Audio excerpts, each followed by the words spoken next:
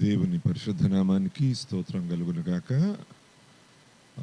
ఈరోజు సాక్ష్యం చెప్పడానికి ప్రభు మాకు ఇచ్చిన అవకాశాన్ని బట్టి ప్రభువుకి మరి అవకాశం ఇచ్చిన స్థానిక సంఘ పాస్టర్ గారికి సంఘానికి నేను వందనాలు తెలియజేసుకుంటున్నాను. ప్రభువుకి కృతజ్ఞతాస్తుతులు చెల్లిస్తున్నాను. నిజంగా ఇది నా వ్యక్తిగత సాక్ష్యమే కాకుండా భారతదేశం ప్రపంచ సార్వత్రిక క్రైస్తవ సమాజానికి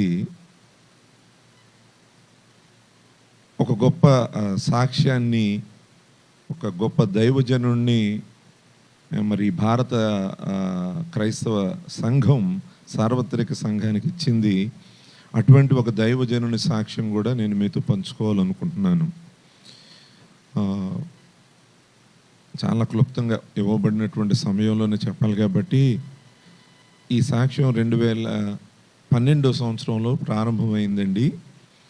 నేను ఒక రియల్ ఎస్టేట్ వ్యాపారస్తుడిని. నాకున్నటువంటి ఆర్థికపరమైనటువంటి ఇబ్బందుల వలన నేను ఎక్కడ ఒక దైవజనుడు ఒక ప్రవచనాత్మకమైనటువంటి మాట మాట్లాడతారంటే ఆ దైవజనుడి దగ్గరికి వెళ్ళి ప్రార్థన చేయించుకోవడానికి వెళ్తూ ఉండేవాడిని. ఆ క్రమంలో పిళ్ళ వెంకటరత్నం గారని ఒక దైవజనుడు, మరి మంచి రచయిత, ఆ సహోదరుడు ద్వారా ఇదిగోండి ఇప్పుడు మీరు చూస్తున్నటువంటి ఈ గ్రంథాన్ని నేను 2012 సంవత్సరంలో చదివాను. ఈ గ్రంథం నా దేశం, నా మతం, నా దేవుడు అనేటువంటి టైటిల్తో ఉంది. సరే, భారతీయత దీంట్లో కనపడుతుంది. ఈ పుస్తకం కొన్ని చదివినప్పుడు దీనిలో పండిత్ ధర్మప్రకాశ శర్మ అనేటువంటి ఒక వ్యక్తి గురించి ఉంది. ఈ వ్యక్తిని ఎవరు అని మరి పరిచయం చేయాలని అంటే, ఈయన ఒక స్వాతంత్ర్య సమరయోధుల కుటుంబంలో పుట్టినటువంటి వ్యక్తి. మహాత్మా గాంధీ గారి భుజాల మీద ఆడుకున్నటువంటి వ్యక్తి. గొప్ప పండితుల వంశంలో పుట్టినటువంటి వాడు. హైందవ సంప్రదాయంలో, హిందూ మతంలో రాజస్థాన్లో ఉన్నటువంటి పుష్కర్ అనేటువంటి క్షేత్రంలో ఈయన ప్రధాన పూజారి యొక్క కుమారుడుగా ఉన్నాడు. వీళ్ళ నాన్నగారు, అమ్మగారు కూడా స్వాతంత్ర సమరయోధులే. నిజానికి ఇన్ని జైల్లోనే వీళ్ళమ్మగారు ఈయనకి జన్మనిచ్చింది అనమాట, జైల్లో. ఎందుకంటే పండిట్ జవహర్లాల్ నెహ్రూ గారి సహోదరి విజయలక్ష్మి గారు, వీళ్ళ మదరు ఇద్దరు జైల్లో ఉన్నప్పుడు ఈయన పండిట్ ధర్మప్రకాష్ గారు పుట్టారు. అంటే ఒక చెరసాలలో పుట్టాడు.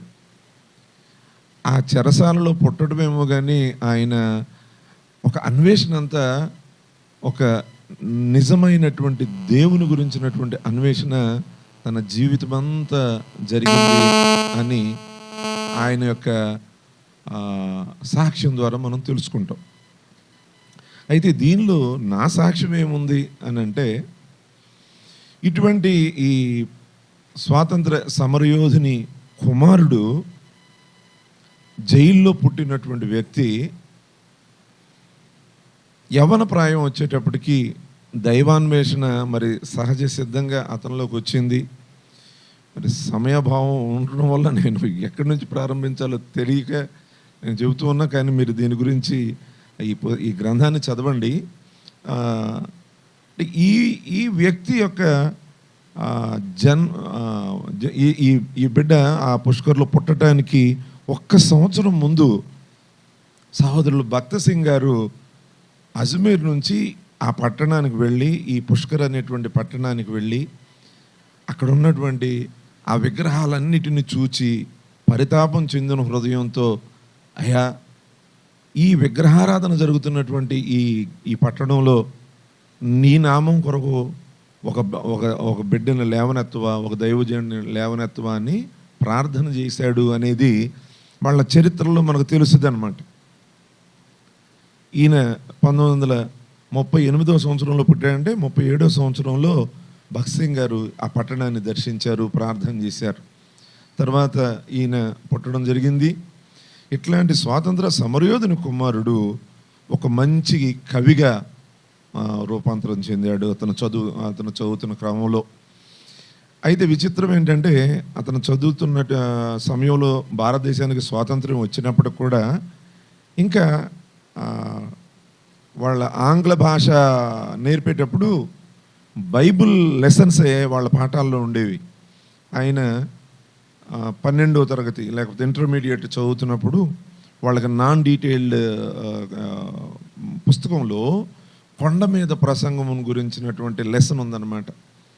ఇతను ఎంత మంచి విద్యార్థి అంటే రేపు పంతులు గారు చెప్పబోయే పాఠాన్ని ఈరోజు ఇంటి దగ్గర చదువుకునేటువంటి బిడ్డ. ఆ రాత్రి కొండ మీద ప్రసంగాన్ని ఆయన చదువుతున్నాడు, నాన్ డీటెయిల్డ్గా చదువుతున్నాడు. ఆయన బైబిల్ చదువుతున్నాడు, చదవట్లేదు. ఆయన పాఠంలో ఒక భాగంగా చదువుతున్నాడు. కానీ అప్పుడు ఒక స్వరం ఆయన విన్నాడు. ఆ స్వరం ఏంటో అతనికి అర్థం కాలేదు. సరే, ఒక వెలుగును చూశాడు, అది అర్థం కాలేదు ఆయనకి. సరే, ఇది యేసు క్రీస్తు వారిని గురించినటువంటి మాటలు చదువుతున్నప్పుడు వచ్చింది కదా అని చెప్పి క్రైస్తవుల దగ్గరికి వెళ్ళి ఆ ప్రిన్సిపల్ గారిని లేకపోతే ఇంకొక పాస్టర్ గారిని క్రైస్తవ ఫ్రెండ్స్ని కలుస్తాడు. సరే, వాళ్ళతో మాట్లాడిన తర్వాత ఆయన ఏమి నిశ్చయితకు వచ్చాడంటే కొండ మీద ప్రసంగంలో యేసు ప్రభు చెప్పినటువంటి లక్షణాలు ఉన్నవాడు ఆ పాస్టర్ గారి దగ్గర నుంచి ఆ ప్రిన్సిపాల్ దగ్గర నుంచి ఎవరూ లేరు, కాబట్టి ఇదంతా ఒట్టి ట్రాష్ అని చెప్పేసి క్రైస్తవత్వం మీద, బ్రిటిషర్స్ మీద ఉన్న ద్వేషం క్రైస్తవత్వం మీద కూడా మారి బైబిల్ని చించేసిన వ్యక్తిగా మారిపోయాడు. ఆ తర్వాత అతను కవి అయ్యాడు. అతను ఒక రచయితగా సినిమా ఇండస్ట్రీస్కి ఆహ్వానించబడ్డాడు. ఆ రచయితల్లా స్ఫురద్రూపి కావటం వల్ల సినిమా హీరోగా అవుతాడు, అతను డైరెక్టర్ అవుతాడు. స్వాతంత్ర సమరయోధుని కుమారుడు, కవి, తర్వాత మరి మనం ఏదైతే పాప ప్రపంచం అనుకుని మనం చెప్తామో అట్లాంటి సినిమా ప్రపంచంలో పడ్డాడు. అతను మంచి ఉజ్వలమైనటువంటి కెరీర్ అతనికి కనపడతా ఉంది. కానీ ఇంతకుముందు నేను చెప్పినట్లుగా భక్త్ సింగ్ గారు ఒక సంవత్సరం ముందు ఎట్లయితే ప్రార్థన చేశారో అట్లనే ఈ బిడ్డ గర్భాన్ని ధరించడానికి ముందు ఈయన తల్లి కూడా ప్రార్థన చేసింది. ఏ దేవుడికి ప్రార్థన చేసిందో ఆమెకు తెలియదు, కానీ నిజదేవుడైనటువంటి ప్రార్థన చేసింది. ఎందుకంటే అంతకుముందే ఆమెకు పుట్టినటువంటి కుమార్తె చనిపోయిందనమాట.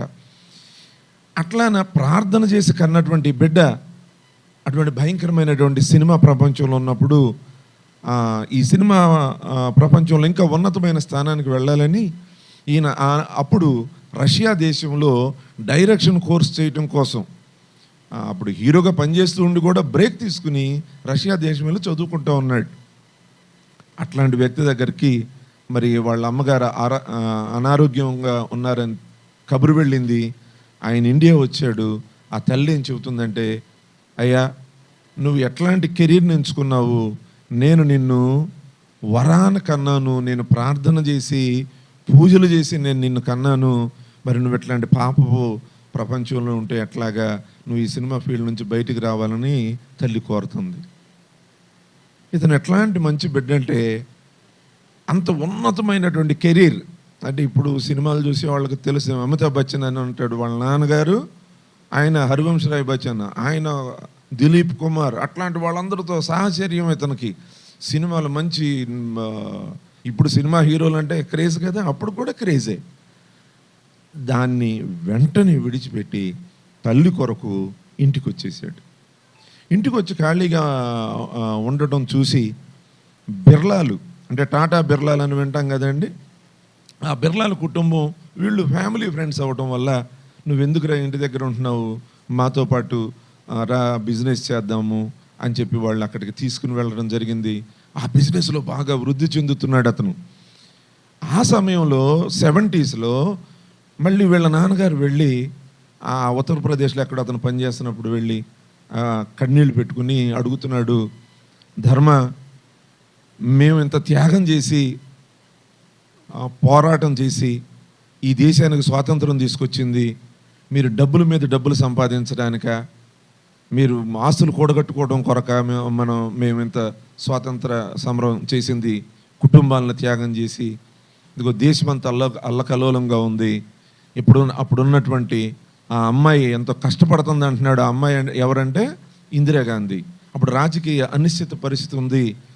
మరి ఆ అమ్మాయికి నువ్వు సహాయంగా ఉండాలి కదా, నువ్వు వచ్చి ఇట్లా వ్యాపారాలు చేసుకుంటే ఎట్లా అని అడిగినప్పుడు తండ్రి కొరకు ఆయన ఏం చేశాడంటే ఆ ఇండస్ట్రీలో ఉన్నటువంటి ఆ కెరీర్ని అంతా విడిచిపెట్టేసి రాజకీయాల్లోకి వచ్చాడు. ఆ రాజకీయాల్లోకి వచ్చి అక్కడ రాజకీయంలో కూడా మరి చిన్న స్థాయి నుంచి తను ప్రారంభించున్నాడు. అయితే ఇతను ఇండస్ట్రీ నుంచి రాజకీయంలోకి వచ్చేటువంటి క్రమంలో ఒక గొప్ప అద్భుతం ఏం జరుగుతుందని అంటే, ఎప్పుడైతే వీళ్ళ అమ్మగారు హాస్పిటల్లో ఉన్నారో, సినిమా ఇండస్ట్రీస్ నుంచి నువ్వు బయటకు వచ్చే బాబు అని అడిగారో, ఆ సమయంలో అదే హాస్పిటల్లో ఒక నల్లటి అంటే నారంగులో ఉండేటువంటి ఒక మంచి స్ఫురద్రూపి అయినటువంటి ఒక మంచి అంటే ముఖవర్చస్సు కలిగినటువంటి ఒక యవ్వన బాలికను ఆయన చూస్తాడు. చూసినప్పుడు ఆయనకి ఏమర్థమైందంటే, ఆయన అనేక సంవత్సరాల నుంచి కలలో ఆమెను చూస్తున్నాడని ఆయన గమనిస్తాడు. గమనించి ఇది నేను 1960s చెప్తున్నాను, వెంటనే అమ్మాయి దగ్గరికి వెళ్ళి నేను పెళ్లి చేసుకోవాలనుకుంటున్నాను అన్నాడు. 60s మరి అట్లాగా తెలియని అసలు ముఖపరిచయం లేని వ్యక్తి దగ్గరికి వెళ్ళి అట్లా చెప్పడం అంటే అసాధ్యం. కానీ ఆయన చెప్పేశాడు. చెప్తే ఆమె ఒక నర్స్ అనమాట, ఒక పాస్టర్ గారు అమ్మాయి. వెంటనే అతను ఏం మాట్లాడుతున్నావు, మీరెవరు అని చెప్పేసి అతను వదిలించుకుని ముందుకు వెళ్ళిపోవడం జరిగింది. అప్పుడు మళ్ళీ వాళ్ళ నాన్నగారి దగ్గరికి వెళ్తాడు ఇతను. వెళ్ళి, ఏమండి నేను మీ అమ్మాయిని వివాహం చేసుకోవాలని కోరుకుంటున్నాను అన్నాడు. వాళ్ళ నాన్నగారు ఎవరంటే భక్త సింగ్ గారితో కలిసి పరిచర్య చేసినటువంటి పాస్టర్ గారు. ఆయన అన్నాడు, అయ్యా అక్కడ కులాలే కాదు మతాలు కూడా వ్యత్యాసం, మేము ఆరాధించే దైవం, మేము చేసే ప్రార్థనలు వేరు, మీరు విగ్రహారాధికులు, మాకు పొత్తు కుదరదులే అని చెప్పినప్పుడు సరిగా అతను వెనక్కి వెళ్ళిపోయాడు. అట్లా వెళ్ళినటువంటి వ్యక్తి దగ్గరికి కొన్ని రోజుల తర్వాత ఈ యవ్వన అమ్మాయి, ఆమె పేరు శాంత, ఆమె వాళ్ళ గ్రామం వెళుతుంది. అంటే అజ్మీర్ అనే పట్టణం మనకి ఒక 60 కిలోమీటర్ల దూరంలో ఉంటుంది అనుకుంటా ఈ పుష్కర్ అనేది. అక్కడి నుంచి ఆ రోజుల్లో ఒంటరిగా పుష్కర్కి వెళ్ళి, ఏమండి నేను మిమ్మల్ని వివాహం చేసుకుంటానని చెప్తుంది. అసలు అతను ఆశ్చర్యపోతాడు, అసలు ఈ టైంలో నువ్వు ఎట్లా వచ్చావు అంత దూరం నుంచి అని. అదే మాట అడుగుతాడు, నేను మీ ఇంటికి వచ్చినప్పుడు మీరు కాదన్నారు, మరి మీరు ఒంటరిగా ఇట్లా వచ్చి ఎందుకు అంటున్నారు అని అంటే, ఆమె ఏం చెబుతుందంటే, నా ప్రభువు ఈ వివాహము జరగటం ఆయన చిత్తం అని చెప్పారు, అందుకని నేను ఈ వివాహానికి ఇష్టపడ్డానని చెప్పింది. ఇప్పుడు వెంటనే అతనిలో ఉన్నటువంటి తామస గుణం బయటకు వచ్చి, ఎట్లాంటి మాటలు నాతో చెప్పొద్దు, నేను నిజంగా నిన్ను అనేక సంవత్సరాల నుంచి నా కళల్లో చూచాను, నేను నిన్ను వివాహం చేసుకోవాలన్నది నిజం, కానీ యేసుక్రీస్తు అనే మాట నువ్వు నా దగ్గర మాట్లాడకూడదు, దానికి ఇష్టమైతే మన ఇద్దరం వివాహం చేసుకుందాం అని చెప్తాడు. సరే, ప్రభు చెప్పిన మాట నేను అవునంటానికి కాదంటానికి నేనెవరు అని అంటాడే రేపుకా తండ్రి. అట్లా ఈమె కూడా లేదు, నా ప్రభు చెప్పాడు అనుకుంది, యాక్సెప్ట్ చేశారు. ఇద్దరు వెళ్ళి రిజిస్టర్ వివాహం చేసుకున్నారు. ఆ తర్వాత ఆమె తన జీవితంలోకి వచ్చిన తర్వాత ఆమె జీవితం ఎట్లా ఉందనేది పరిశీలన చేస్తూ ఉంటే, ఒక్క సంఘటనతోటి నేను దీన్ని ముగిస్తాను. ఆ సంఘటన ఏంటంటే, వీళ్ళ అమ్మగారు ఆమెను మొట్టమొదట యాక్సెప్ట్ చేస్తుంది శాంతి గారిని. ఎందుకంటే వీళ్ళ నాన్నగారు వాళ్ళందరూ క్రైస్తవులు కాబట్టి వాళ్ళు యాక్సెప్ట్ చేయలేదు, కానీ ఆమె నడవడిని బట్టి వాళ్ళ అమ్మగారు యాక్సెప్ట్ చేస్తారు, ఆ తర్వాత వాళ్ళ నాన్నగారు కూడా యాక్సెప్ట్ చేస్తారు. వీళ్ళిద్దరు కలిసి ఇండస్ట్రీ ఉత్తరప్రదేశ్ వెళ్ళారు, ఇండస్ట్రీ అక్కడ వర్క్ చేస్తూ ఉన్నారు. అక్కడ ఈ ధర్మ అనేటువంటి వ్యక్తికి అనేకమైనటువంటి వ్యసనాలు, తాగుడు గీగుడు వ్యసనాలు ఏర్పడతాయి. అయినప్పటికీ ఈమె ఎంత అంటే ధర్మపత్నిగా ఉంది అని అంటే, ఒక్క సంఘటన ఏం చెప్తున్నారంటే, ఒకనొక రోజు ఇతను వరల్డ్ బ్యాంక్ ఆఫీసర్స్తో మీటింగ్కి వెళ్ళాలి. ఆ సమయంలో ఆ రోజుల్లో ఉన్నటువంటి స్త్రీలు సాక్స్ షూస్ కూడా వాళ్ళే వేసేవాళ్ళు. భర్త ఇంటికి వచ్చిన తర్వాత వాళ్ళు సాక్స్ షూ తీసి సేవలు చేసేవాళ్ళు. కాబట్టి ఆమె ఆఫీస్కి వెళుతున్నటువంటి ఆ భర్తకి సాక్స్ వేసి షూ వేస్తుండగా ఆమె అంటుంది, ఏమండి ఈరోజు భక్త్ సింగ్ అంకుల్ గారు ఈ పట్టణం వస్తున్నారు, నన్ను సాయంత్రం మీరు కొంచెం మీటింగ్కి తీసుకువెళ్ళండి. నేను అతనిలో ఉన్నటువంటి ఆ తామస గుణం ఏమంటుందండి, నేను ముందే చెప్పాను నీకు, యేసు అనే మాట నా ముందు మాట్లాడొద్దు, నా ముందు నువ్వేమి బైబిల్ ప్రవచనాలు చెప్పడానికి వీలు లేదు, నీ భక్తి నువ్వు చేసుకోమని చెప్పాను, చేసుకుంటున్నావు కదా, పిల్లలకు కూడా చేపిస్తున్నావు కదా, నువ్వు నా దగ్గర మళ్ళీ మాటలు మాట్లాడొద్దు అని అన్నట్టు.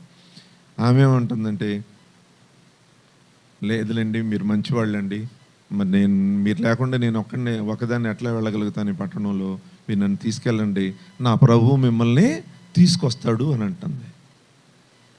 అతనిలో ఉన్న రాక్షస గుణం ఏం చేసిందంటే, ఆ కాలు షూ వేస్తున్నటువంటి ఆ స్త్రీని, ఆ భార్యని వెడేలమని కొడితే ఆమె ముఖం పగిలిపోయి బ్లడ్ అంతా వచ్చేస్తుంది, రక్తం దారలు గారుతుంది. ఆ సౌండ్ ఇంట్లో ఉన్న అమ్మ నాన్నకు కూడా వినపడింది. వాళ్ళు కూడా పిల్లలను చూడడానికి వచ్చారనమాట.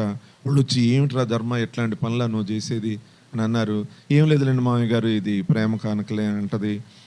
ఆయన మళ్ళీ అట్లా ప్రతిరోజు ఎట్లా అయితే ఆయన కారు దగ్గరకు తీసుకెళ్ళి సెండ్ ఆఫ్ చెప్తుందో, ఈరోజు కూడా ఏమి జరగలేదన్నట్లుగానే ఆమె సెండ్ ఆఫ్ ఇచ్చేటప్పటికి తనలో పశ్చాత్తాపం కలుగుతుంది. కారులో కూర్చోగానే మరలా ఒక స్వరం విన్నాడు ఆయన, ధర్మ నీవు నన్నేలా హింసించుచున్నావు అన్నట్లుగా. ఇదేమి స్వరం? నేను ఎప్పుడో చిన్నప్పుడు విన్న స్వరం అని ఆయన గుర్తుపెట్టాడు. ఆ స్వరాన్ని, నువ్వెవరు, నేనెందుకు నిన్ను హింసిస్తున్నాను అని అంటే, నువ్వెవరు అని అన్నప్పుడు, నువ్వు చిన్ననాటి నుంచి ఎవరినైతే వెతుకుతున్నావో అదే ఆయనని, నేను, నా పేరు యేసు అని మరి ఆ సౌలుగా పరిచయం చేసుకున్నట్లుగానే ప్రభువారు ఆయనకి పరిచయం చేసుకోవడం, మరి నా కుమార్తెను నువ్వు హింసిస్తున్నావని చెప్పడం, అక్కడితోటి ఆయన హృదయం బద్దలైపోయి తన పాపపు జీవితాన్ని అంతా తను ఒప్పుకొని పశ్చాత్తాపడటం, మరి ఆయన తిరిగి రావడం జరిగింది. ఈ క్రమం అంతా ఇతను పొలిటికల్ దీనిలోకి వచ్చేటప్పటికి జరిగింది. పాలిటిక్స్లోకి వచ్చాడు, ప్రజాసేవ చేస్తూ ఉన్నాడు. ఆ రోజైతే భక్త్ సింగ్ గారిని కలవలేదు, కానీ ఇతను గుజరాత్ వెళుతూ ఉండగా ఒక ప్రభుత్వం పని మీద ఒక దగ్గర భక్త్ సింగ్ గారి మీటింగ్ జరగడం చూసి అక్కడ ఆగిపోయి భక్త్ సింగ్ గారిని కలవగానే ఇంకా ప్రభుత్వం పని పక్కకి వెళ్ళిపోయింది.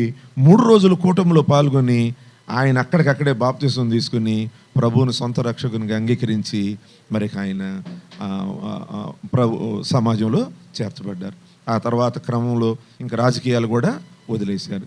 ఇక్కడ నా సాక్ష్యం ఏంటంటే, ఇదంతా విన్నటువంటి నేను ఆ 2012 సంవత్సరంలో ఎంత అద్భుతమైనటువంటి సాక్ష్యాన్ని అసలు ఇప్పటి వరకు వినలేదు కదా మనం, ఇది ఎక్కడన్నా డాక్యుమెంట్ అయిందా లేదా అని చెప్పేసి నేను దాన్ని డాక్యుమెంటరీ తీయాలని 2012 సంవత్సరంలో ఈ రచయితకి తనని ఇంట్రడ్యూస్ చేసిన బ్రదర్ రవికుమార్ గారని ఆయన్ని తీసుకుని పుష్కర్కి వెళ్ళాను. వెళ్ళి నేను, అయ్యా మీ డాక్యుమెంటరీ తీయాలనుకుంటున్నాను అని చెప్పినప్పుడు అయ్యగారు ధర్మప్రకాష్ గారు ఏం చెప్పారంటే, అయ్యా ఆల్రెడీ దీనిని ఒకళ్ళు ఒక టీవీ ఒక చిన్న ఎపిసోడ్గా సినిమాగా తీసున్నారు, కానీ నువ్వు సినిమా తీ అని అన్నారు నన్ను. నేను ఎట్లా, నాకు అప్పటికే నేను చాలా రియల్ ఎస్టేట్ బిజినెస్లో చాలా అప్పుల్లో కూరుకుపోయి ఇబ్బందుల్లో ఉన్నాను. ఇది 2012 సంవత్సరంలో జరిగింది. అయ్యా నేను ఎట్లా తీయగలుగుతానంటే, ఆయన చేతుల నుంచి ప్రార్థన చేసి, నువ్వు తీస్తావు, నువ్వు తీయి అని చెప్పారు. వాళ్ళ మిసెస్ కూడా నాకు ఒక ప్రార్థన చేశారు. 2012 నుంచి ఇప్పటి వరకు నా అప్పులు తగ్గలేదు కదా, పెరిగినాయి. నేను దానిలో నుంచి బయటికి రాలేదు. నేను ఇది చాలా మందికి సినిమాలకు సంబంధించినటువంటి వ్యక్తులకి ఈ పుస్తకం ఇచ్చాను. రాజమౌళి తండ్రి విజయేంద్ర ప్రసాద్ అని ఆయనకి ఇచ్చాను, సినిమా యాక్టర్ రాజాకి ఇచ్చాను, షర్మిల గారికి ఇచ్చాను, బ్రదర్ అనిల్ గారికి ఇచ్చాను.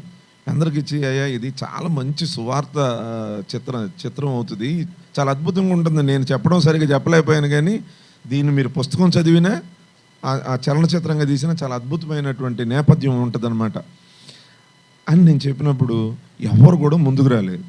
ఒకరోజు మేము కొంతమంది బ్రదర్స్ కలిసి వరంగల్ వెళ్తున్నాము. అక్కడ నా ప్రక్కన ఉన్న ఈ బ్రదరు నాతో పాటు వస్తూ ఉన్నారు. అందరం కలిసి వెళ్తున్నాం. ఏదో సందర్భంలో ఈ ఆలోచన ఈ ధర్మప్రకాష్ గారి టాపిక్ వస్తే ఆయన వెంటనే బ్రదర్ ఇది సినిమా తీయదగినటువంటిది, నేను కూడా ఈ పుస్తకం ఎప్పుడు 10 ఏళ్ల క్రితమే చదివాను, నా దగ్గర ఒక డైరెక్టర్ ఉన్నారు అని చెప్పి ఆయనతో మాట్లాడదాం అని చెప్పి ప్రారంభించారు. సరే ఇద్దరి దగ్గర మా దగ్గర డబ్బు ఉండి చేయలేదు. నేనేదో ఒక ప్రాపర్టీ నా కూతురు పెళ్లి కొరకు అమ్ముతున్న ప్రాపర్టీలో కొంత భాగం తీసి నేను ఈ సినిమాకి ఇన్వెస్ట్ చేయాలనుకున్నా. ఆ ప్రాపర్టీ సగంలో ఉండగానే అది రిజిస్ట్రేషన్ కూడా అవ్వకుండా అట్లానే అయిపోయింది. కానీ ఈ బ్రదర్స్ ఆ భారం వీళ్ళను పట్టుకుని ఇప్పటికీ ఆ స్క్రిప్ట్ రాయడానికి కావాల్సినటువంటి ధనమంతా వీళ్ళే సమకూర్చారు. పాస్టర్ మార్క్ బాబు గారు, బ్రదర్ పాస్టర్ జేమ్స్ జగదీష్ గారు వీళ్ళు చేసి ఉన్నారు. దీనిలో నేను చేసింది ఏం లేదు, ఆయన నా నెత్తి మీద చేతులుండి ప్రార్థన చేశారు, కానీ భారం అంతా వీళ్ళు మోస్తూ ఉన్నారు. కానీ దేవుని మహాకృపలో మరి దానిలో నేను కూడా పాలు పంచుకుంటానని నమ్ముతున్నాను. ఇది నా సాక్ష్యం. ఇక్కడితో నేను ముగిస్తాను. నా సాక్ష్యం ఈ బ్రదర్కి సంబంధించి ఇంకొకసారి ఎప్పుడైనా నా వ్యక్తిగత సాక్ష్యాన్ని మీతో పంచుకోవటానికి కూడా ప్రభు సమయం ఇవ్వాలని కోరుకుంటున్నాను. దేవుడి మాటలను మన వెనుకలు ఆశీర్వదించును గాక.